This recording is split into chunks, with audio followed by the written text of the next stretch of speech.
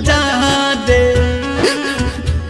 श्याम मुरली बजा दे कान्हा मुरली बजा दे मुरली बजा दे कान्हा मुरली बजा दे गोपियों के संग में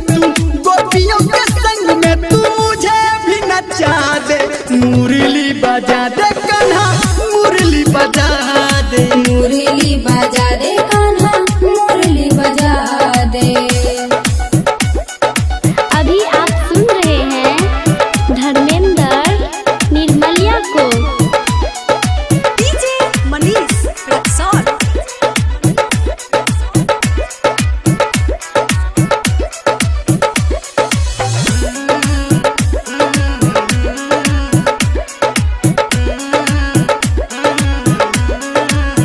सुन घनश्याम मैं तो तेरा दास हूँ तेरे बिना तो मैं जिंदा लाश हूँ तेरे बिना तो मैं जिंदा लाश हूँ।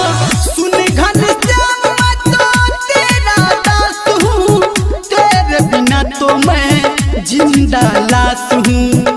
करके नदानी थोड़ा मुझे भी हंसा दे मुरली बजा दे कान्हा मुरली बजा दे मुरली बजा दे कान्हा मुरली बजा दे।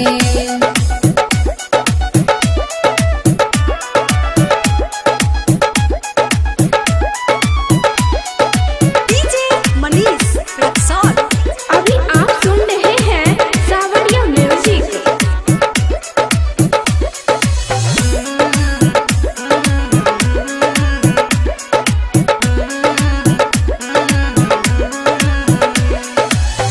मैया यशोदा का तू बस एक लाल है आस पूरा दे कान्हा हाल बेहाल है आस पूरा दे कान्हा हाल बेहाल है। मैया यशोदा का तू बस एक लाल है आस पूरा दे कान्हा हाल बेहाल है। नैया डूबी है मेरी पार लगा दे मुरली बजा दे कान्हा मुरली बजा दे मुरली बजा दे कान्हा मुरली बजा दे गोपियों के संग में तू मुझे भी नचा दे मुरली बजा दे